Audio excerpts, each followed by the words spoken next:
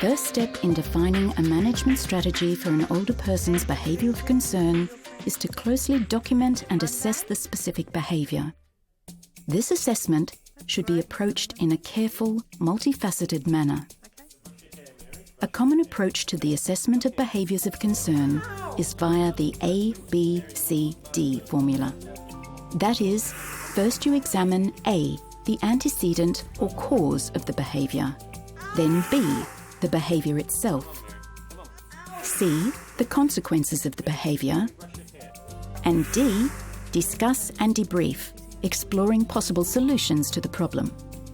In examining the antecedent, you should first consider the older person's physical health to check if a physical ailment has contributed to the behaviour.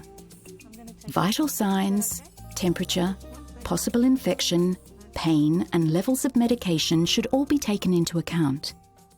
So after you've cleared all the physiological reasons and things that you can remedy, simple things like being dehydrated or, wanting something to eat, you've got to look at the environment and do an environmental assessment in terms of when that person had this outburst of behaviour. Were the lights excessive? Was there the stereo on in one room and the TV on in another room? Very often in these residential aged care settings, they may have big lounges, but the big lounges connect with each other, and one group are watching one thing and the other group are watching another thing. A person with dementia listening to things, their minds get very confused.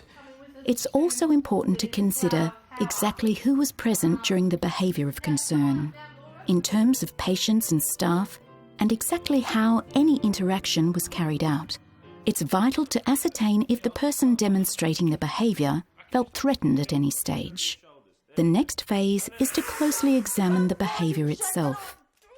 Describe what is it about that behaviour? How did that behaviour actually act out? Did that person scream out profanities? What did they scream out? You don't be coy, you have to be very, very detailed. Did that person stand up? Did they lash at someone? Did they hit someone? But did they just walk straight up to that person and hit them? Did they show some twitching behaviour beforehand? Really, really breaking things down. A study of the consequences of the behaviour, both short-term and long-term, is the next step. Did the person settle quickly or remain agitated for an extended period? Who were the people affected by the behaviour? What was the general outcome? The final phase is the discussion and debrief.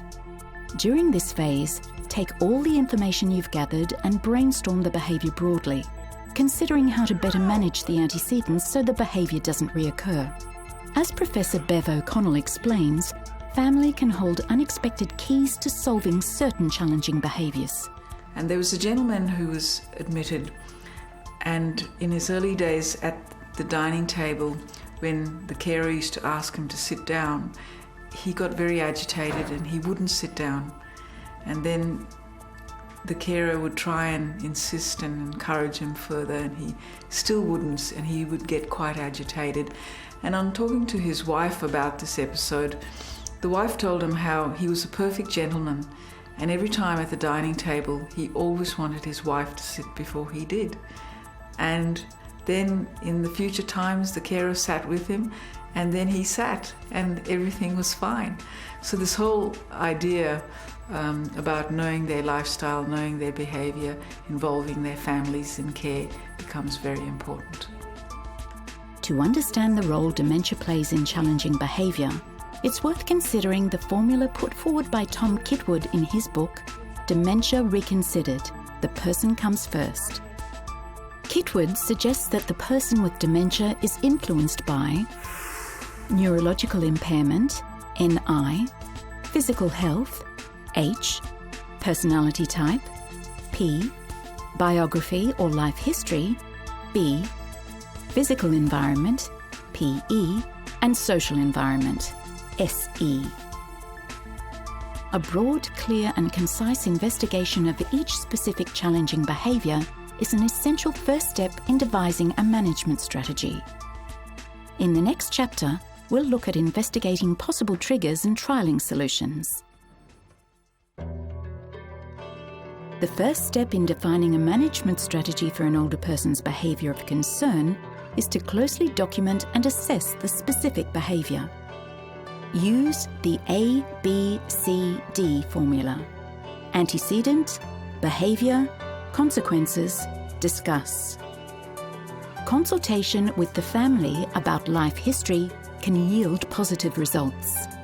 Remember, the person with dementia is influenced by neurological impairment, physical health, personality type, biography or life history, physical environment, and social environment.